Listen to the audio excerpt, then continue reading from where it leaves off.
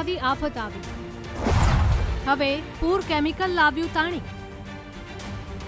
આવું કહેવા પાછળનો તર્ક આ બંને તસવીરોમાં તમે જોઈ શકો છો।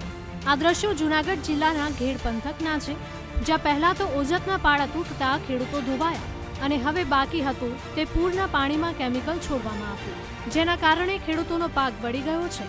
આ ફીણવાળા પાણીને જુઓ, આ પાણી ઓજત અને ઉબેણ નદીમાંથી ખેડૂતોના ખેતરોમાં આવી રહ્યું છે અને આ ફીણ કેમિકલના કારણે થઈ રહ્યું છે અને કેમિકલ જેતપુરના કોઈ ઉદ્યોગમાંથી પૂરના પાણીમાં ઠાલવવામાં આવ્યું હતું, જેથી ચોરી ન ઝડપાય। પરંતુ મેણસીભાઈ ડાંગર ખેડૂતે ફીણવાળું પાણી જોતા જ તેમણે તેમના સેમ્પલ લઈ લીધા હતા, કારણ કે આ પાણીથી તેમના અને આસપાસના વિસ્તારોમાં મગફળીના પાકને નુકસાન થવા લાગ્યું હતું।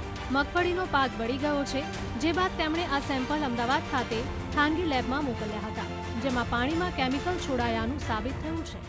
એની અંદર જે છે સલ્ફેટનું પ્રમાણ છે, પછી આયર્નનું પ્રમાણ છે જે વધારે છે, જેમાં મારી ટીમે યુટ્યુબમાં પહેલાં વિડીયો તમે જોયો છો કદાચ, જેમાં કહેલું છે કે આયર્ન વધવાથી પાંદડા પીળા પડે, એટલે સલ્ફેટનું પ્રમાણ પણ છે। અને સીઓડી એટલે કેવું છે, કેમિકલ ઓક્સિજન ડિમાન્ડ।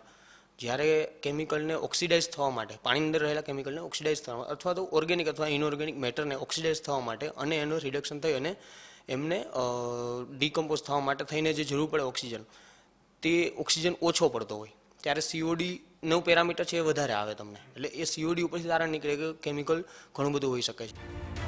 લેબમાં ટેસ્ટિંગ દરમિયાન સલ્ફેટ, ક્લોરાઇડ, આયર્ન અને સીઓડી જે કેમિકલ મળી આવ્યા છે, જે જમીનની સાથે સાથે પાકને પણ નુકસાન કરે છે। કેવા પ્રકારનું નુકસાન તે પણ અમે નિષ્ણાત પાસેથી જાણવાનો પ્રયાસ કર્યો। મગફળી અથવા તો બીજો કોઈ પાક હોય એના પાંદડા છે ને પીળા પડી શકે। સલ્ફેટની અંદર જે સલ્ફરનું પ્રમાણ છે એ જરૂરી તો છે જ, પણ સલ્ફર જો વધારે થઈ જાય તો એના મૂળ છે એને વિકાસ પામવા માટે અથવા તો એને ઘટક દ્રવ્યો જે જમીનમાંથી લેવાના છે એના વૃદ્ધિ માટે, તેની અંદર સૌથી મોટું નુકસાન થઈ શકે અથવા તો એને અવરોધરૂપ સાબિત થઈ શકે। મૂળ બળી જવા, પાંદડાનું પણ બળી જવું, આવી બધી વસ્તુ થઈ શકે અને પાકને સારું એવું નુકસાન થઈ શકે છે। સવાલ અહીં એ થાય છે કે કોણ ઓજત ઉબેણ નદીના પાણીમાં કેમિકલ છોડી રહ્યું છે? ખેડૂતોનો પાક બળી ગયો તો તેના માટે જવાબદાર કોણ? પાણીને પ્રદૂષિત કરતી કંપનીઓ સામે કેમ કડક કાર્યવાહી નહીં?